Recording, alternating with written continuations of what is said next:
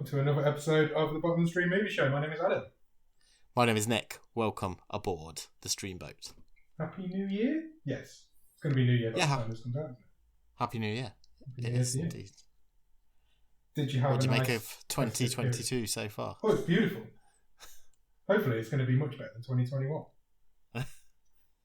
Sure, it will be. It better be. How are you, Nick? Great. Do you know where I've been today? Where have you been? I've been to a trampoline park. Oh, amazing. On your own? I had a great time with 6 children. Oh, wow. That's a lot of children. And you've only got 2. Where did the other 4 come from? They were other friends' children, and I was the designated jumpy.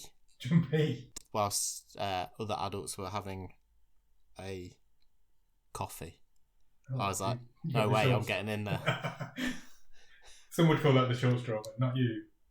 I had a great time. Good, I'm glad. Bouncing off walls. It was awesome. Highly Highly recommended. Oh, I think you'd like it.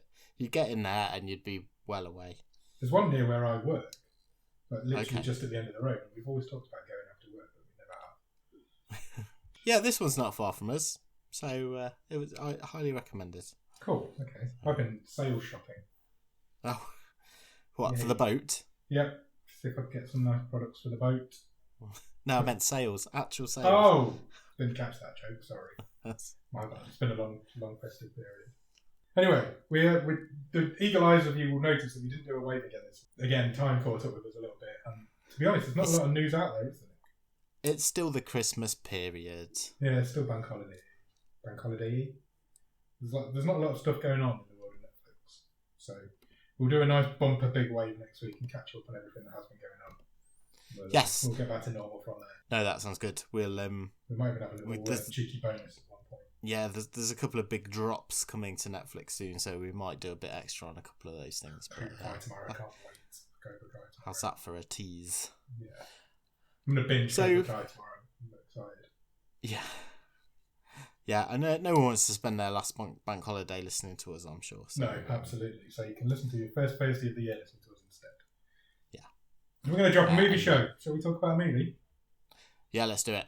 So today we are talking about a film called Time Freak. Time Freak was from 2018. It's a 12, runs for 1 hour and 44 minutes, and is currently rated a 5.8 out of 10 on IMDb. The eagle eyes of you will notice that on IMDb it's known as Time After Time.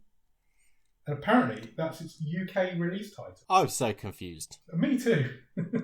Because that's what it's called on its in the actual movie. Yeah, the title card calls it Time After Time. Apparently it was only released as Time After Time in the UK. However, Netflix have it as Time Freak. They do. In the UK. So yeah. I don't know what's gone on there.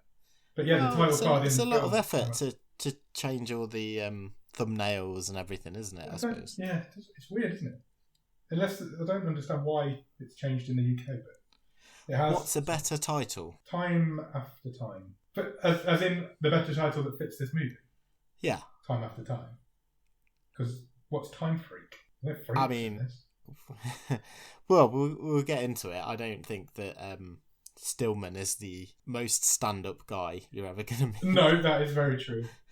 But I wouldn't call him a freak. Anyway, it's called Time Freak on Netflix, so if you want to check it out, it's on there. It stars the wonderful Asa Butterfield. He plays the aforementioned Stillman, title character. You'll know him. He's in Sex Education on Netflix. He's the main character in that. He's been around since he was a kid. He was in The Boy in the Striped Pyjamas when he was a child. Wasn't he in Hugo as well? He was also in Hugo, which is a great film. Have you seen Hugo? I have, yeah. It's a great film. Really, really. His most famous film is probably Ender's Game. He was in that as well. So yeah, he's been around for a long time and he's really good. I really like him. Also stars a lady called Sophie Turner. She plays Debbie. You will know her if you've ever watched Game of Thrones. She plays Sansa Stark in Game of Thrones. She's also Jean Grey in the X-Men films. And she's also married to a Jonas brother. Is she married? I didn't know they were married. Which one is she married to? One of them. Which one? I don't know. One of them. I knew she was in a relationship. I didn't realise they were married. I think they're married. I saw a clip of her roasting one of them on their Netflix roast, which came out a few weeks ago. Oh, I'd forgotten about that. I was going to watch that. I'll check that out before next week's one. Yeah. Okay, deal. Do it. I will do. And then thirdly, stars a guy called Skyler Gisondo. Gisondo or Gisondo? Gisondo's funnier. Yeah, let's go with that. He plays a character called Evan. Most famous, he was in the Santa Clarita Diet. He was. He was also in Vacation with Jason Bateman. No, Ed Helms. Ed Helm. And he's also in Night at the Museum, Secret of the Tomb, which happened to be Robin Williams' last film. Oh, good start. Thank you. Written and directed by a guy called Andrew Bowler. Andrew Bowler has an Oscar nomination to his name. Does he? What for? He was nominated in 2012 for a short film called Time Freak. Oh, okay. However, the synopsis for the short film is completely different to this film. So he's just made two films. He's only made those two films on his whole IMDb. And he's been nominated for an Oscar for one of them. It's only 10 minutes. I was sure you were going to tell me that this is like his feature-length version of his previous short film, like we saw last season with Alaska is a Drag. You would think so, wouldn't you? But I read the synopsis of the short film and it doesn't bear any resemblance to this. But it is timey-wimey. It is a timey-wimey film. But it's only 10 minutes long. But he got an Oscar nomination. He didn't win, but he did get an Oscar. And they are the only two credits he has on IMDb. Interesting. And there's 6 years between them. Very bizarre, isn't it? Yeah, well, when you've been messing around with time, what's 6 years? That's it. Maybe it's stuck in a time loop somewhere. It could be. Just keeps making the same film over and over. When does this film start? No drive for one word review of it. Nearly forgot. No, I've not thought about that at all. Okay.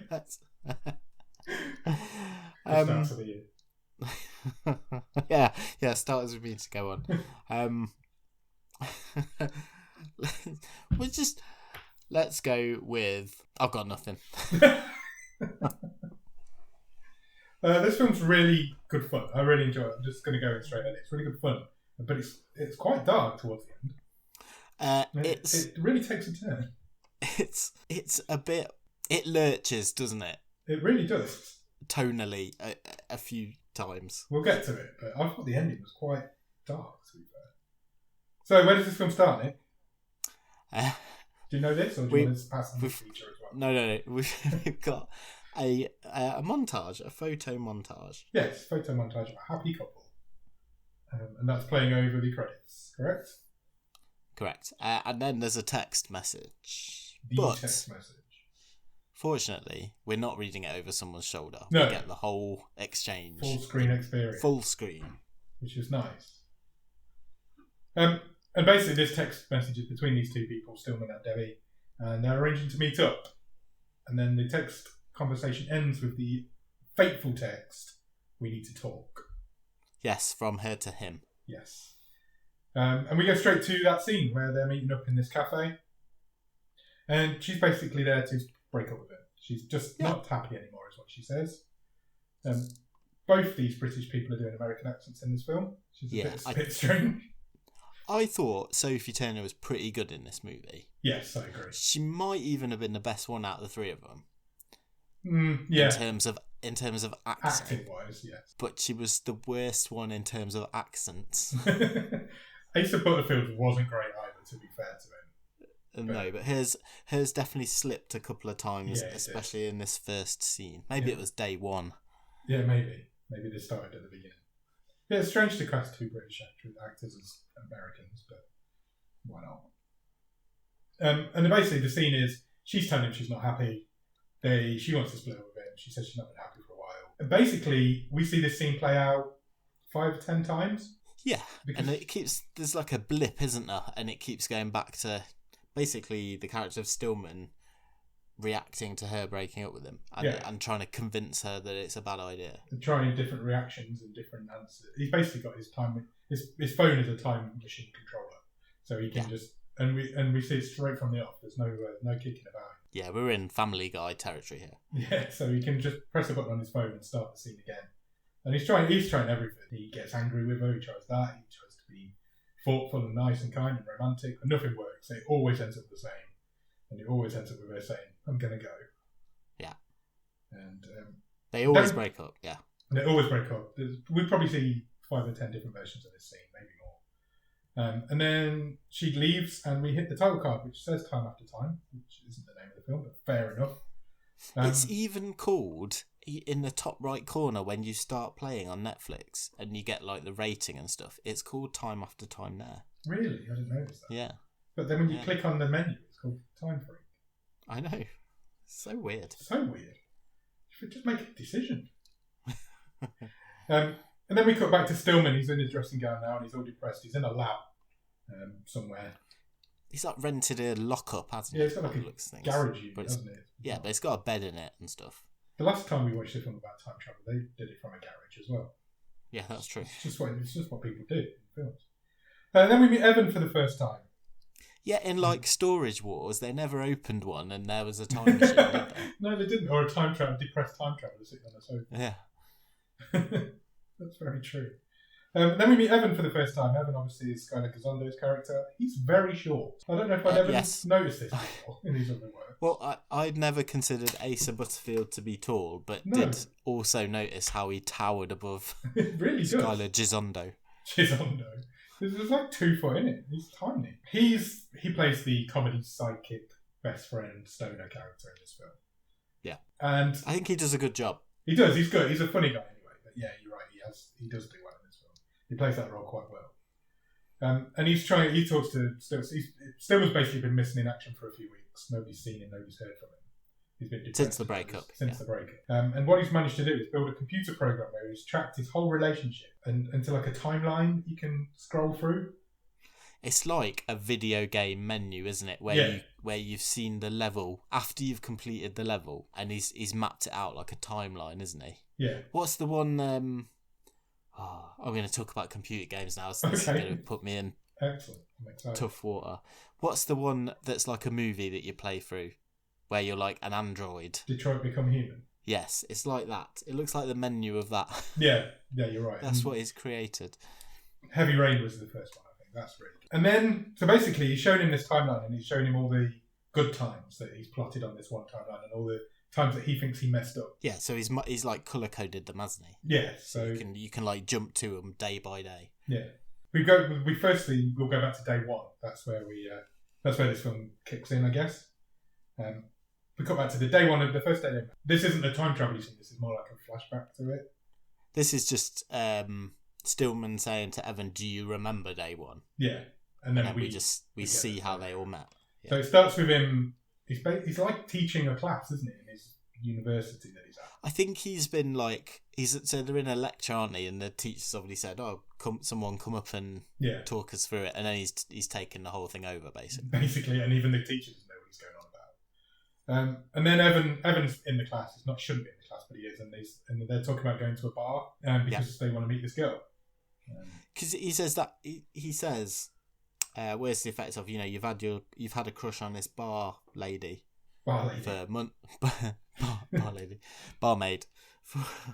for months and months now.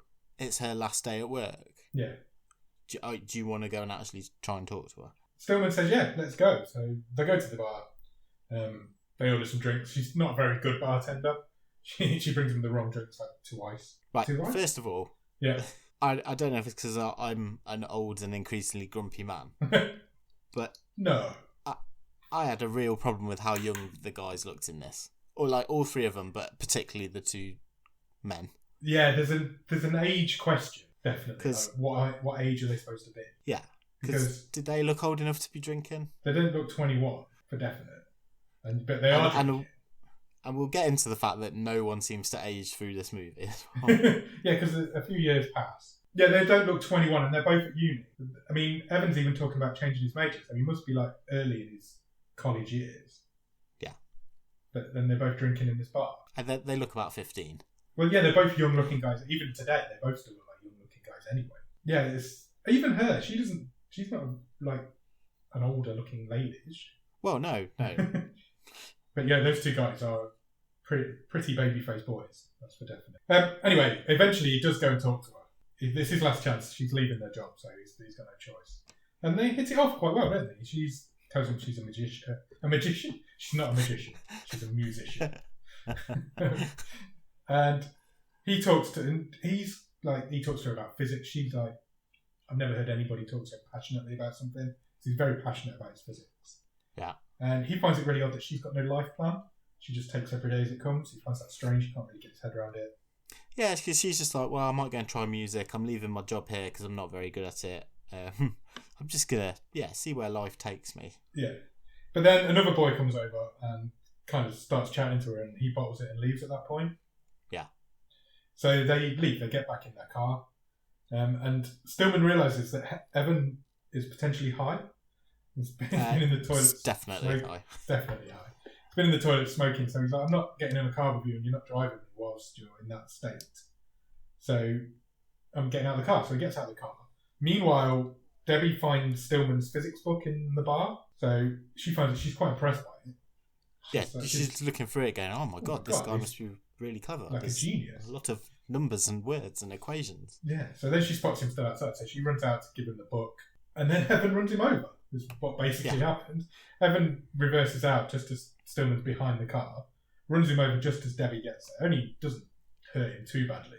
But he does bang his head. I presume he gets a bang to the head. Because when he stands up, he's worked out the formula for time travel. Yeah, he's basically had a physics epiphany over it now.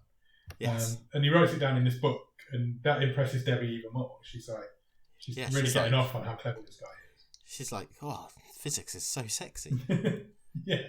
And that's how they met, basically. And then we cut back to where we started from, when they're in this lock-up garage, and they're talking about this day. And then he reveals that he's organised this timeline by things that he does regret and things that he doesn't regret. He's analysing every regret, isn't he? Yeah. So then we cut to one of his regrets at this point. And it's basically him going in with the L word too early. Yeah. He tells her that he loves her. She doesn't say it back.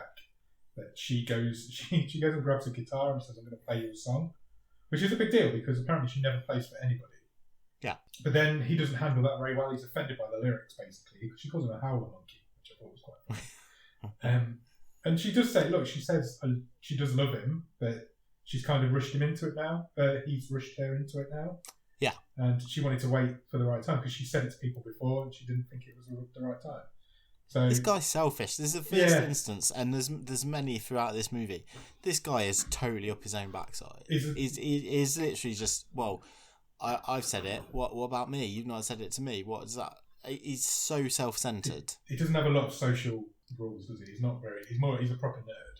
You can tell he's never really done this before, and he thinks it's all about him. He is quite up his own arse, which comes to light much more clearly later on. And you can tell she's all right with it, but you can tell she's upset, and he knows now that that's one of his regrets. Then we cut again to another one of his regrets when he's showing her and her friends his favourite film. Yes, I didn't catch the name of the film. It wasn't a real film. It was Farallon 5. Okay. It's like a 3.5 hour long film about aliens. Yeah. And he hypes it up and they all hate it, basically. Yeah. And then he makes a very inappropriate jive at one of them. And he basically says, "I'm going to get you all with a donkey punch." Which came out of nowhere. But then he's like, "I don't even know what one is." But everybody's quite offended by it. Yeah, just because they didn't like this movie. Yeah, basically. And so that's another one of his regrets. Then we cut back to the lockup. Evan's like, "Well, I get all this. I understand what you're doing, but what's the point? You can't do anything about it." And then he's like, "It's going to be different because look," and he pulls off this tarp. Ta-da! He's basically built a time machine. Evan's like, "You've clearly gone insane. What's going on?" He doesn't believe a word of it. But Stills like, "Look, it's a genuine time machine. It can change everything that I've done wrong, but I can't do it on my own. I need you to come with me." Because why did he need him to come back with him? I don't really know. I don't feel that was because it's more funny for the film, properly covered. Well, yeah, obviously. In story, I don't feel that properly was. In story, it was because he was there for all the big moments anyway. So he's like, "I need you to be there to bounce some ideas off, basically." And when he says, "I can't do it on my own," and it gets to the point where Stillman's literally begging him to come with him, and it works. Evan decides to do it. He still doesn't quite believe that it's real, but it's all to do with sound waves, isn't it? He's managed to manipulate sound waves into time travel somehow. It never even attempts to explain to you how. Oh no! You just got to be along for the ride. That it is possible, and don't ask any more questions. Yeah, it's not. We're not going to explain to you how it works. You just have to believe that it does. It works in a slightly different way to most time travel films, and because they flick back and they're back in time, and they end up the first place they go is to this bar on day one. And they have replaced the earlier version of themselves. Yeah, so they're not there. They don't have to avoid themselves. No, they are themselves. They're basically... So we're not talking like Back to the Future type paradoxes here, are we? No, not at all. I don't know if I've seen this done like this before, because what was the other one we did? Be Kind, Rewind. They were there at the same time, weren't they? Oh, no, See You Yesterday. See You Yesterday. What's Be Kind, Rewind? Oh, that's that fucking Jack Black film. Yeah. See You Yesterday. Sorry, they were there at the same time. Yes. So I don't know if I've seen this style of time travel before, but I quite liked it. It works a little bit better, I think. Well, it just means that there's no difficult questions. Yeah, you don't have to answer any paradoxes. You just go with, look, this is how it works. Yeah. Watch the movie. We're not going to explain it to you. This is just the rules. So So basically they've taken over their old bodies. We're back at day one in this bar situation where it was their last day at work, and he's going to try and handle it a bit better. And basically the whole mission of this film is for this "we need to talk" text to disappear from his phone. Yeah, as soon as that disappears, he knows he's been successful. And that he's changed the future. So Stillman wants to make so many changes through the course of this that text goes away. Yeah. And that when he comes back to the present day, him and Debbie will still be together. Exactly. Evan now realises that this is real, so he agrees to help. And Stillman says, look, from this point now, we only move forward. We go back to all the times that I've regretted what I said, and we try and fix them. We try and make her not fall out of love with them.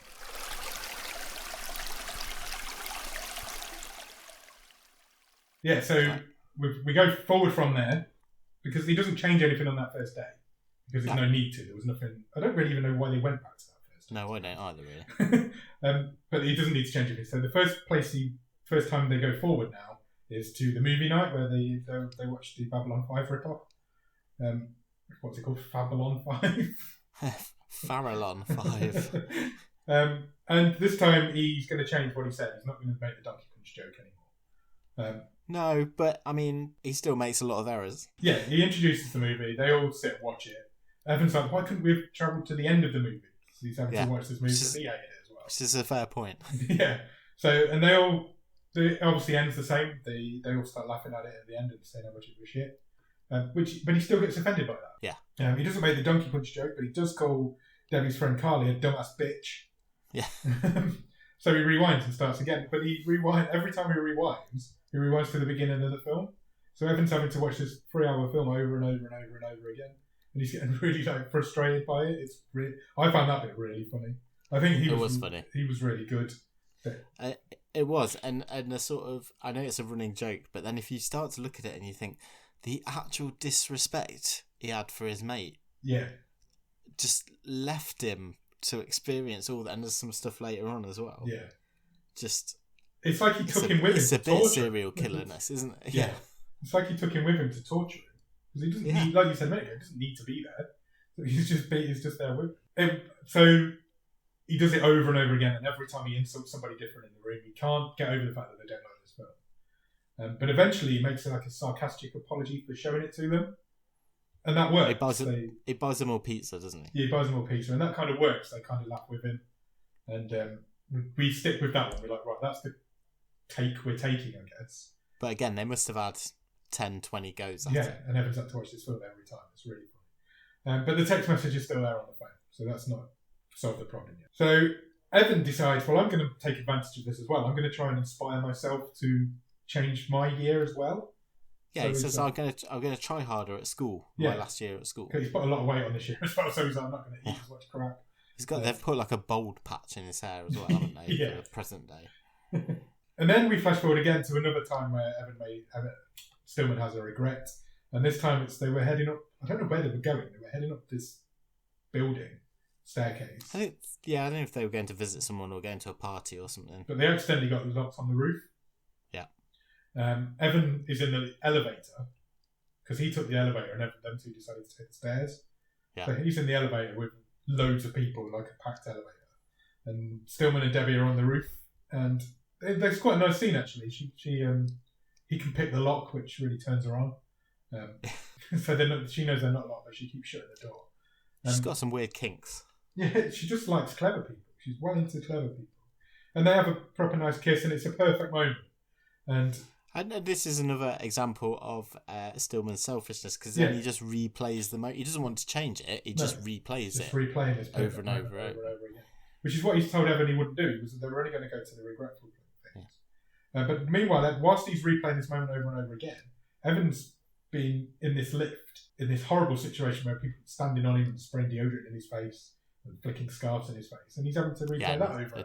He's got this terrible song going round and round. Yeah. But eventually Evan rings him and is like, will you fucking stop replaying this moment because it's really annoying.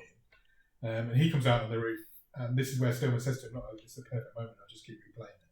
And I think Evan at that point thinks, "Yeah, this guy's selfish. I don't really like what's going on." And then we cut forward again to the scene that we've already seen, where the day he told her that he loved her, it was too early. This time he screws it up before she even plays the song. Yeah, it makes it worse. It does make it worse, if anything. But unfortunately, the time machine's broken. Yeah, his phone has got the sort of loading symbol, hasn't it? Yeah, it's buffering. Evan wasn't at this event, but it does show up at this point because obviously he knows what's going on. And somehow, Evan brings some drugs and they all get high together. While they're high, Stillman talks about the time machine to Debbie. Yeah. And she finds that quite romantic that he would turn time for it. She doesn't believe it. Yeah, she says to him, don't go back in time. Yeah. They're high. Don't go back in high. Don't go back in time. Stay here. This is a perfect moment. Yeah. So he inadvertently, accidentally fixed that moment because he was going to rewind the time and just do the whole thing again. But now he doesn't need to. It's actually worked. Then we cut forward again. It's very pacey, this film, isn't it? It moves at a real pace. I don't know, because I don't know if I felt... It seems to, whilst we're recapping it, but I don't feel that it was particularly zippy whilst I was watching it. Oh, did you not? Well, I didn't think it dragged, don't get me wrong. But I didn't like... I did check the time a couple of times. Did you really? Yeah. Oh, well, that's interesting. I was quite into it. Anyway, we go to where she's now performing at an open mic night, because even though we were told earlier that she doesn't perform in front of people, she appears to now perform in front of people. Yes. And she's really... Everybody in the bar thinks... I thought she was awful, but everybody in the bar thought she was really good. And to the point where she even gets offered a weekly gig in the bar. Yeah. Well, it's the bar she worked at, so the owner's like, forget about bartending, just come and be a singer. Yeah. And we don't know what Stillman did in the first take of this. We don't know what he did wrong. But we assume that he insulted her playing somehow.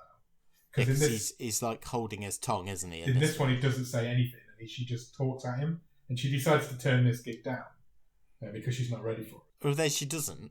She has a whole conversation without realising he's not responding. Yeah. And then she decides she is going to go for it. Oh, did she? I thought she turned it down. Okay. Yeah. But Stillman just says nothing. He just kind of nods and smiles at her, and it works. Yeah. She thinks that's the perfect excuse. That's what she wanted. So again, he's fixed another one of his regrets. It's all working. But then Evan says to him, "Look, I'm here with you for all of this, but you need to kind of help me out a little bit." On this day, or the next day, there was a Frisbee match for the Frisbee Championships. The Ultimate Frisbee, get it right. Sorry, Ultimate Frisbee match. And we lost because I wasn't very good. So I need you to come to that match and change it so we win. I want to win. Yeah. Which is, again, another funny scene, actually. Because Evan really sucks at Frisbee. Yeah. This was one of the best scenes, I think. It was, yeah. So every time he misses a catch or makes a bad throw, he kind of makes a helicopter hand gesture at Stillman, and we turn it back and we watch it again. So this Frisbee match goes on for ages. But eventually it all works out. We're all right. And he does win. And he ends up with the trophy. And everybody's like throwing him up in the air as if he's the hero because he had this perfect match. And he just like abuses the opposition captain. Yeah. Doesn't he? But then that guy looked really nice. Yeah. That guy looked really sad. So Stillman turned it back again so he could not abuse him, and he gives him another kiss. I thought Skyler Gisondo was really good in this, or Gisondo. Yeah. Because he's just got all the funny moments. He's just the friend with the funny sidekick, isn't he? Yeah. He has all the funny lines. He was the highlight for me. He was, yeah, I agree. But then he's like, I'm going to go talk to that hot girl over there because I can't mess it up, because if I mess it up, you can just rewind the time and I'll try again. Yeah, she's like getting ready to run track. Yeah, she's a spoiler. But he does mess it up. He makes a really big mess of it. I can't remember what he said, but he was like, wow, he really just said that. He says something like, I can't wait to see you naked. Yeah, he says something like that. She's like, oh, you're disgusting. But the time machine's broke again. So, unfortunately, Stillman can't make that right this time. Yeah. So they're stuck there. They're stuck in that particular day. because the time machine's crashed. So we have to play through the rest of that day. And that night he's with Debbie, and he admits to Debbie that he's jealous of Ryan. Now, Ryan is Debbie's gay best friend. Yeah, this is totally nonsensical because we've seen nothing in this movie to suggest that he is a threat. No. And it was just like, just felt a bit... It's just Stillman's insecurities coming out again, isn't it? Because he's this hot boy that she's friends with, even if he's gay.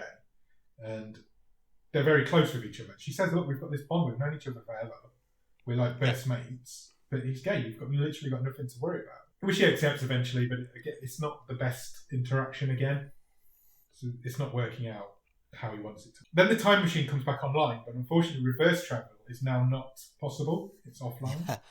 So all they can do is move forward, and he doesn't get to retry everything anymore. That's right. From this point on, they can't go... He's only got one shot.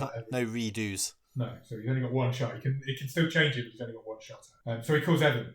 He says, look, basically, we need to meet. I need to tell you this. We've only got one shot at everything from now on. This basically.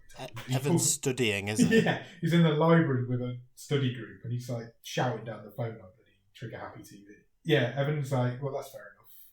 It's not the ideal situation because obviously they don't get to make things perfect. So what they need to do now, obviously, is go to a gay fire pit party. Oh, yeah, totally. Because they did do this in their life, and it's one of the biggest regrets of their relationship, because Evan properly messed this night up. No, because Stillman. Because he's jealous of Ryan and Debbie's relationship. Yeah, and he's a bit uptight, and he didn't really party. That's kind of the gist I got. Yeah, absolutely. So they flash forward to this party. Evan didn't attend this party, so he isn't there, and he wakes up in a random room that he doesn't know, he's never been to before. Yeah, it's a flat. It's an apartment. Empty apartment with one box. With one small cardboard box in the middle of the room. So he rings Stillman and he's like, what the hell's going on? I don't remember this. I've never been in this situation before.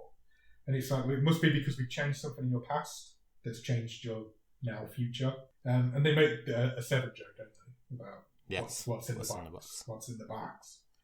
But it turns out he's with the girl from before, the girl he was trying to chat up at the track. Yeah. And he's helping her move in. Yeah. So something in what he said obviously worked, because they're now either friends or in a relationship together. So he's quite happy now. He's like, yeah, no problem. I'm with this girl. You carry on with your gay fire party. Stillman, meanwhile... a good party, didn't it? It did look a good party. It did look... We need to go to more gay fire parties. There's like wigwams and... Everybody's painted in neon furs. There's lots of good-looking people around, all painted up and half naked and painted. Stillman's not being cool. And then suddenly he is being cool. He gets fully involved. Because he realises that I think Debbie's getting a bit annoyed with him. Yeah. So he comes running on the scene. He's got a wolf hat on. He's not got a shirt on. He's all painted. And he's like fully getting involved in this. He's raving it up, isn't he? Yeah, he's trying his best to be as cool as he can be. And he's with Debbie and Ryan, and then a bit later on, isn't it? A bit later, everybody's starting to go to bed. Yeah. He doesn't get jealous when she's like dancing with some other dudes as well. He looks it a little bit, but he's hiding it if he is. So him, Debbie, and Ryan are all walking along the side of this water. And Ryan's like, let's go swimming. So I thought we were going to get an obligatory skinny dipping scene here. Yeah. But this is Ryan's best scene in this film, because he walks up to the water, but dips his toe in, and squeals like a little girl. It's like, it's freezing. I'm not going in there. And it turns out it's water that's run off from the snow on the mountains. Yeah. So it's like ice cold. And then all of a sudden you just see Asa Butterfield just run along in his boxers, just run straight into this water. It's really funny. And then straight out again. And then straight out again as soon as he can. He looked absolutely freezing. And Debbie wraps him up in a towel and she kisses him. And she's like, oh, your lips are actually like icy. We need to get you inside. And then they all wake up in the tent together the next morning. And Stillman checks his phone. And the text has gone. Yeah, the future text is no more. So it was obviously the fire pit party that was the last straw for their relationship, because she no longer wants to talk to him in the bar. So she's no longer going to split up with him, which is great. He gets out of bed quietly, and then he's ecstatically running around the camp like a crazy person. And he calls Evan. Evan appears to still be helping this lady move, even though it's the next morning. There's a lot of boxes. There's a lot of boxes. Like he looks floor exhausted. To ceiling. He looks absolutely exhausted. Stillman calls him. Evan answers the phone, and he's like, "Look, the text's gone. We've done it. We've accomplished everything. We can go home. We can go back to the present time and carry on living our lives." So Evan's like, yeah, fine, do it, let's go. And I seem to be happy in my life now, so let's do it. He puts the phone down, and then this girl comes in, and she's like, right, I'm going to take a shower. Do you want to join me? Yeah. And Evan's like, oh yeah, I want to join you. Don't have to ask him twice. So he runs after her, and then they flash forward just as he's about to get in the shower with her, which again was really funny. His reaction to it was really funny. So we get back to the lockup, and there's nothing there. No, the time machine's gone. It's completely because they didn't split up. They didn't break up. The text never came, so he never had any reason to invent the time machine. Yeah. So as soon as they blip back to the present day, the time machine has uninvented itself. So Evan's like, right, you need to ring her. You need to make sure everything's okay. Give her a call. He calls her. She's fine. She invites him over to hang out. And he goes over. He says to Evan, no more redos. We can't do anything else. We just got to live our life from this point on. Yeah. He goes to hers. They have a bit of a catch-up, a bit of a kiss. They do some naughty. He says, I'm going to make love to you. He does. Which, again, was... These people are too young to be doing that, surely. I thought that as well. And then I was like, this kid's in sex education. He said much more worse things than that. But yeah, no, you're right. It does feel like watching kids do it. I don't know. For some reason, we're just old, man. In this movie. I think we're just old. I think that's all it is. I don't know, because maybe this is the character. I thought there was a definite creep vibe to him. Oh, 100%. From this point on as well, it gets worse. That is not there in Sex Education. No, he's a lovely guy in Sex Education. Then, the next morning after they've done the naughty, he wakes up, he's like, right, it's my birthday in a few days. We're going out for my birthday. Yeah, I'm taking you to my special. Yeah, we'll take you to this posh restaurant in town. It'll be lovely. He turns up. She doesn't. She stands him up, and she's an hour and 5 minutes late before she turns up. And she describes him as hungry and angry, which is hangry. He does quite a good silent rage, doesn't he? He does. Because he's trying to avoid arguments at all costs because he's petrified that they will break up. Yeah. But he's got a good... He's got a point this bitch time. Face, I guess. Yeah, he's got a point this time because she's like, my phone died. I thought we were meeting at 9. It was clearly should have been 8 o'clock. She's a bit of a dick in this scene. And a bit, yeah. It's just... But you can see he's raging about it, but he's trying to hold it in because he doesn't want to cause any arguments because he hasn't got a time machine to change it now. But the only thing I would say in credit to her character is it was established earlier on that she is very flippant. Yes, it was. No, and she is a bit sort of, whatever happens. She doesn't have any sort of life plan. She doesn't plan anything. Yeah. She does apologise, but he just keep going on about it. And she's like, let's just... You would be annoyed if someone did this to you on your birthday when you've booked an expensive I'd be annoyed if they did it any day. Yeah. She says, let's just go for a walk, go for a wander, see if we can find somewhere else. Find a nice little spot. And they end up in this like dingy inn, don't they? There's nobody house type place. Next day, we cut from that to the next day. He goes to see Evan. He's really not happy with the way he reacted on that night. He's basically petrified that she's going to break up with him because he's done all this work now to stop her breaking up with him, and he's got no way to resolve it if she does this time. Yeah, but Evan's like, he's kind of trying to keep him grounded, isn't he? He says, look, dude, at least you're together. That was the whole point. Yeah. And he's like, what about me? I didn't get anything out of this whole situation. Nothing. I'm even still going the bold. Same job. Still going bold. I've still got the same job. I didn't get anything out of it. I'm still fat. He texts her and says, look, I'm really sorry about last night. Don't worry about it. It's fine. And she sends the same text again. She says, that's fine, but I think we need to talk. So... He does the only thing he knows what to do. He goes back to his lab. And then the film cuts to 2 years later. Yeah. Which was a bit of a surprise. I wasn't sure where they were going with this, but maybe come back to whether I thought this was a good idea or not at the end. Okay, I quite liked it. 2 years later, we get a bit of another photo montage. And it turns out within those 2 years, they've managed to get married. And got a huge house. Yeah, somehow got this massive mansion of a house. And they're hosting a dinner party. And they're all there. Evan's there with his girlfriend. I didn't catch her name, but it's the same girlfriend. Ryan's there. Carly's there. All their friends are there. Debbie's somehow managed to burn the dinner, though. Yeah. So she's really angry with herself because it should have been for 15 minutes. She's left it for an hour. Stillman gets angry at her. He abuses Ryan, which was quite funny. He says, oh, shut the fuck up, Ryan, or something. Which Debbie gets really and this was just like, where did that come from? It's obvious where it was going. Oh yeah, and it was obvious where it was going. But where did matter what he said come from? It doesn't matter what he said because he's going to turn back the time anyway. Yeah. So he goes down to this secret room in his basement and turns the time back. And then he walks back out to the kitchen. We're back where she's just put the dinner in, and he sets a timer. Just to fix the dinner. Yeah, so he's turned back the time just to stop her burning the dinner. Evan doesn't appear to know this time that the time travel's moving. That he's still got the time machine. No, because he makes a comment, doesn't he, at the start of the dinner, like, "Oh, every time you make dinner, it's absolutely perfect." Yeah. So I don't think he's been involved in it this time. Or I didn't think at this point that he had. And everything's going fine. Just as the dinner party ends, she makes an announcement that tomorrow she's recording her first album. Yeah. But after everybody's gone, she says to Stillman, I don't really care. I don't feel like I care about anything anymore.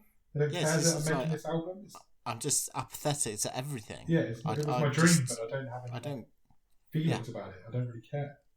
Well, not just about that, about anything. About anything, yeah. And then we're in a car, and they're going somewhere. And she says to him, is it strange that we never fight? We never have a single argument? Is that weird? Never even disagree. Yeah. And I thought, she just looks like down.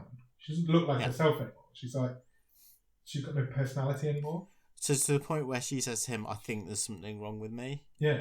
She's like, because I'm just apathetic to everything. We never argue. Everything always turns out nice. And I've written here, this is quite dark. Yeah. Because basically what he's doing is changing her into this like nonplussed character because she never argues with anybody. He's never makes slowly killing her. Yeah, chipping away at her personality and taking her life away from her. And I think at this point he realises that. Yeah, because he goes to see Evan. And it turns out Evan's now a yogi, which is a bit weird. He's got a class of people he's teaching yoga to. And they have a chat, and he basically Stillman says to him, look, something's changed with Debbie. And he says, I have reinvented the time machine. Yeah, he tells Evan, I've been using it for literally everything. He says, I think I'm addicted to it. I've been using it for everything. He says, I even used it to just, what did he say? He says he used it for something really menial the other night. And he says, I think every time I change the time, I'm changing her to the point where she now isn't herself. She isn't her anymore. But I think my thing with this is, how has he only just realised it? Because she said it out loud. Yeah, basically. I think he's very self-centered, isn't he? He doesn't think of anything until she said it to him. And Evan says to Stillman, "Well, it needs to go. You need to destroy it. It's breaking you. It's breaking her." Yeah. So that night he talks to Debbie. She says, and he says to her, "I wish I knew how to make you happy." And she says, well, let's have a baby because that will give me something to give me purpose and it will make us happy, I guess. Yeah. Make me happy. And he says, let's talk about it tomorrow. So they go to bed. He gives her a kiss and he says, you deserve so much better to her while she's asleep. And he's clearly going downstairs to go and destroy the time machine. Yeah. And then just as he gets there, there's a knock on the front door and it's Evan. And here's a twist because he says, please don't destroy it. I've been using it too. Yeah. Didn't see that coming, to be fair. No, I didn't either. And he says to Stillman, this isn't just about you. I've changed my life with it. I'm really happy. Everything's going really well for me. Yeah. And Stillman's like, how are you using it? And he's like, well, it's obvious that you've been using it and you always leave this door open, so I just sneak in. And then Stillman's like, why have I never caught you? And he's like, dude, you catch me all the time. And Stillman's like, oh, of course I do. And it turns out they're both addicted to using it. It's doing wonderful things for Evan's life, not so much for Stillman's. And they have a bit of a stand-up, and then they have a bit of a fight. Because Stillman locks Evan out, but Debbie lets him in. They have a bit of a fight. They end up falling down the stairs together. And Stillman says, look, I've got to destroy it. We have to use it. We have to go right back to the beginning, right back to day one, and start all over again. He says, what we need to do is, I need to not get hit by the car. Yeah, because then I won't I can't reinvent I don't work out the theorem. Yeah, because if I don't get hit by the car, I don't have the theorem, and then I can't redo it. I can't just rebuild it. If I can remember how to build it, I will just keep rebuilding it. Whilst they're having this conversation, Debbie walks in to the room where the time machine is, and she sees it for the first she's time. like, why the hell is there a secret room in my house? Yeah, and why the hell is there a time machine in my house? And then instantly figures out the whole thing. Yeah. Like, within seconds. Not a word even is... No. Beyond Stillman saying, I've built a time machine. She then gets it. She's like, that's why I never feel anything. That's why we never argue. She's literally like, you've been abusing me. Yeah, basically. Years and years and years. Yeah, it's just... And she's like, every time we argue, you must turn it back so we don't argue.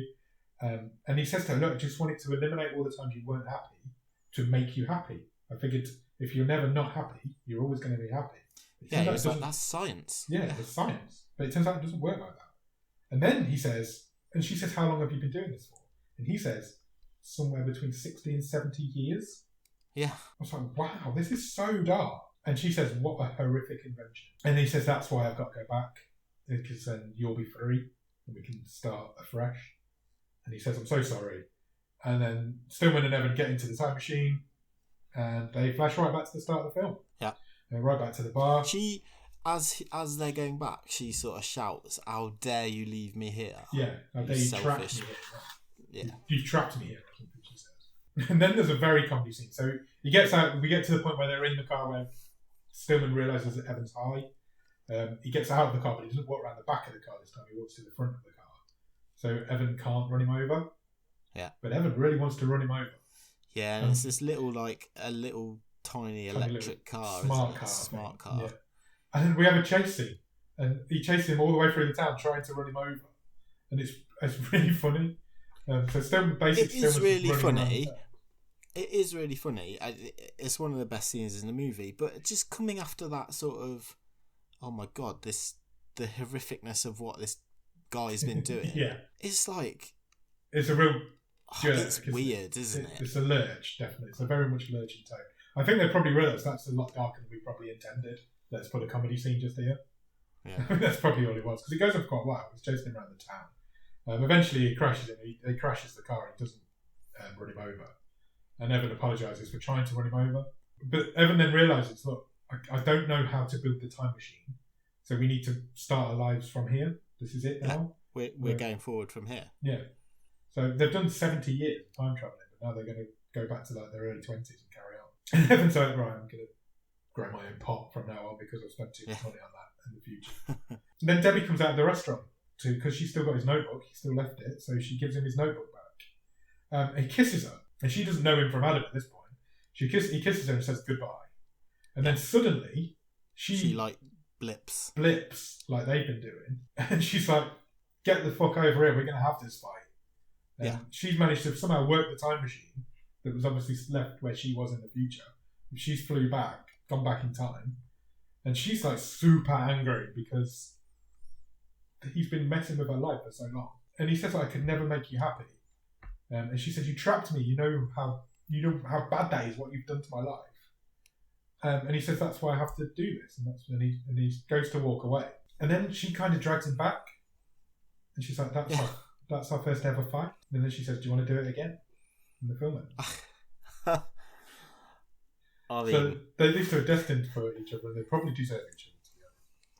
That's a bit problematic, isn't it? A little bit, yeah. She's just going to stay with the abuser. He's been abusing her for 70 years. 70 years, and she's like, she's still all right, mate. Let's do it again. She still loves it. These characters will whack. That's such a dark twist towards the end because you don't realise what he's doing until you realise what he's doing, and you're like, yeah, he's like destroying her, and she goes back for more. Yeah, it's just bizarre. She should have gone back and met up with him and murdered him or something. I don't know. Yeah, exactly. It's so bizarre. It's a bizarre ending. And they just had a minor little argument and then a happy ending. And we're going to just live on lives from this point onwards. And I just left a bit of a sour taste for me because I think unintentionally I think they'd written themselves into a corner. Yeah, I think you're right. With how, oh shit, this has got really dark because he's been doing this for 70 years and you know this woman's a shell of the person she was. And then we just lurch into this like Benny Hill chase scene. And then she just pops back. And she's alright with it. She's angry for about 30 seconds and then goes, oh right, let's do it again going forward. Yeah, it's weird, isn't it? What's the guy learned? Well, he doesn't know how to build a time machine, so if anything he's unlearned stuff. And it's so uneven, isn't it? And the first time he bangs his head from now on, is he going to learn how to make this time machine and we're all stuck in it all over again? And Evan just gets to just carry on where he was at the beginning of the film, like nothing ever happened to him. Yeah. It's a weird one. It's a really weird one. That being said, it is quite good fun, and I did enjoy it. I mean, I didn't dislike it while I was watching it. But it did, that end just did, it left a real, like I say, it left a real sour taste for me. I was like, But I just don't think they knew how to get out of where they. No, I think you're right. I think they've written themselves into a corner, and I don't think they knew what to do with it because I think it's not supposed to be as dark as it is. No, I don't think so. But it is. That is pretty dark. I'd say it was. I thought the last third and was just a mess. To be honest, it got somewhere, and then they were like, writing a time travel film is really difficult, and to get it, you have to get it spot on to make it work, and they don't quite manage it. I don't think, but it is good fun, and it's a nice little fun little film. If you like time travel films, you're going to enjoy it. I think. I don't know. I like time travel films, and I don't think I really liked this. Okay, fair enough. I just think that's a real big issue that maybe it's me. Maybe it's me that can't get past it, but I just thought that really, really made it difficult for me. I don't think she needs. This guy's just awful. He's an awful human being. He's not a good guy. I think she didn't probably need to turn up at the end. If they hadn't have done that, it probably makes it a little bit better. If I was happy, what if she just like you said? What if she just turned up and just just shot him in the head, or just ran him over? The last thing should be her running him over. And then he remembers the. Or no, just leave it open ended. Does he remember the time machine? Is he dead? But I don't know. Yeah, the ending's a bit. Just leave a sour taste. But overall, the film is absolutely. I think it is best when it is. Oh, this sounds really dismissive. Almost my favourite bits of this movie are the bits not to do with the main plot. So it's like any point where Skyler's Gisondo shows up. Yeah, it's the bits where he's playing frisbee, or when he's talking to that girl, or helping her move house. It's just that lightness of. He's so close to having something nice happen to him, and then it never does. His face when he thought he was going to get in the shower with her was brilliant. He's got a really charismatic face anyway, but he can really act with his face. He does it really well. But he was definitely the highlight of this film. By far. He's very funny. What's the best bit about it? Have we just done that? Is it him? I think it has to be for me. Yeah, I agree. I thought all three of them lines. He gets the biggest laughs, really well. Doesn't he? And it's the same. It's the same sort of style he gets in Santa Clarita Diet and in Vacation. I think it's just who he is. I think he's the sort of actor that he is. He's incredibly short. I didn't realise he was as short as he is. But no, he is. I think all three of them are great in it. To be fair, they all play their roles really. I really disliked Asa Butterfield in this. But I think I was supposed to a degree, but probably not to the degree that I ended up disliking the character. That's fair. Yeah, you're supposed to dislike the character. He's not supposed to be like a sympathetic guy, but he played it well. He acted. Yeah, he did. Yeah. What would you change about it? It just needs to be more balanced. I think I don't even know if you need to change the ending. Maybe you just need to soften the revelation. You can't go from super dark to super goofy that quickly. So, which makes me think: do you just get rid of that whole 2 years later bit? The whole thing. Yeah, and you just. No, I like the dark end. I think you go with that. I don't think you can have both. You can't have both. But they tried to go with both. I think when it got really dark, when she realised that she got no personality anymore, just stick with that. I think Sophie Turner was really good there. I think, I agree. And it's only a couple of scenes, but when she's sort of realising what's happened to her, and she is this sort of empty shell, I was like, oh my god, I wasn't expecting this movie to go here, and she does a really good job with it. But then to just have that snatched away in that last, you just can't have both. You need to make the decision. We say it every week, but you've got to somehow change that ending. But it seems to be saying that at the minute every week now. You pick a lane. You go down that dark ending, or you don't do it at all. You don't do the 2 years later bit, and maybe the last 10 minutes is them, is him trying to not get bumped on the head. Because you could do a whole ending where they try that 3 times, and he always ends up falling over or bumping his head on something else. And if you wanted to just do it that way, maybe it would be a bit more balanced. I don't know. But it's probably really less interesting. So. Yeah, much less interesting. I think that makes it really twee. But I really like the way how dark it went. I really like that. But I think you've just got to embrace that and go with that for your ending. Yeah, but then you can't try and pull it back after. Yeah, you can't have your goofy car chase and they still both love each other at the end. Yeah. This movie needs to pick a lane. Yeah, that's what needs to change. It does. Cool. Do you want to talk stream table? Yeah, let's do it.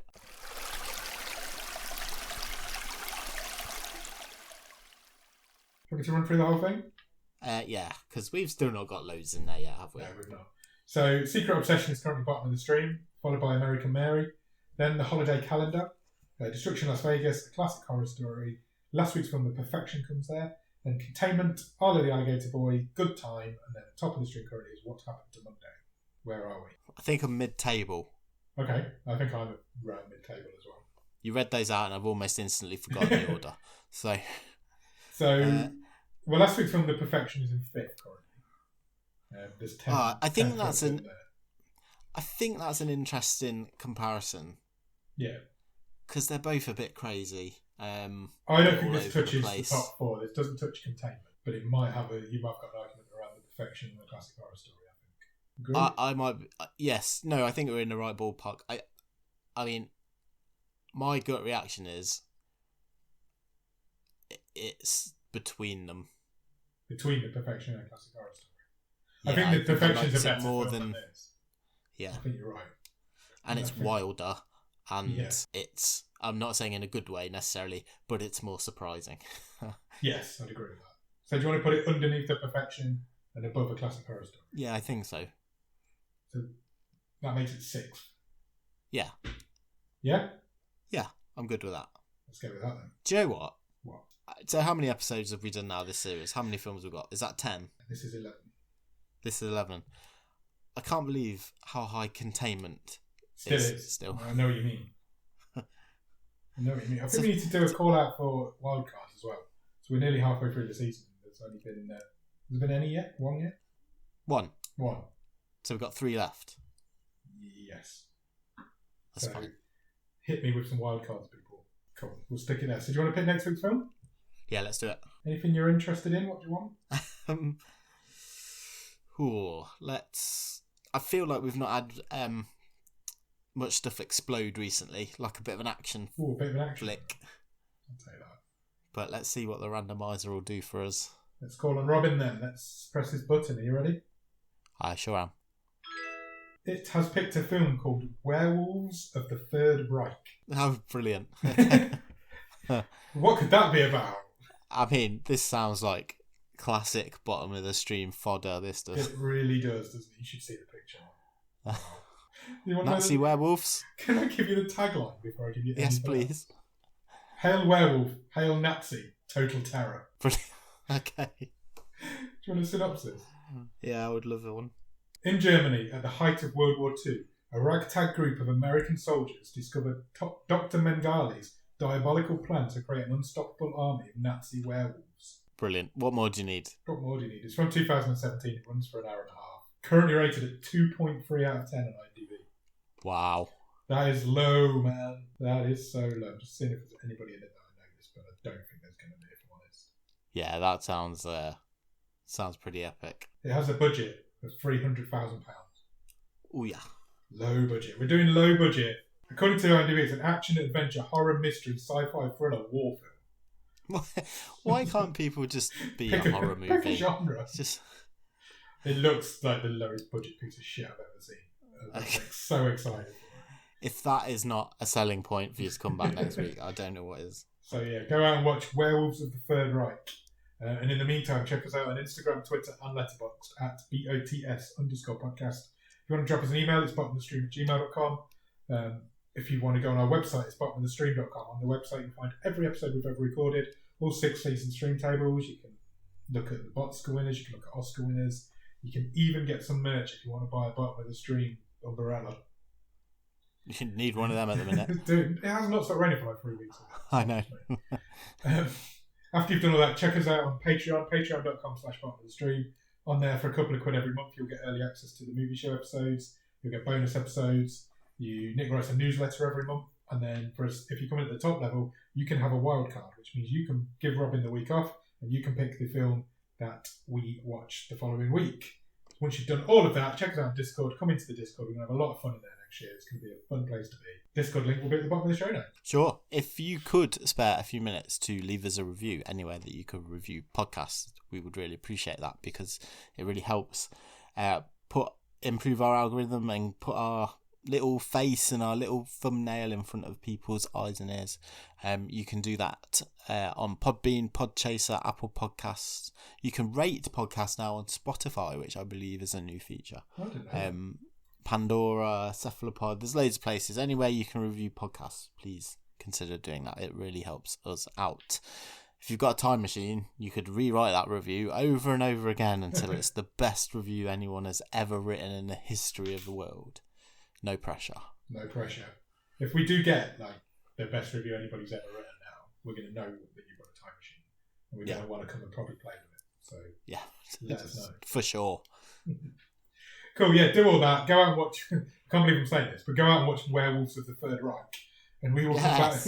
We will be back on. We will do a wave next week. We will be back on Monday for the wave, and then we'll be back next Thursday for our review of Werewolves of the Third Reich. Cheers. Bye.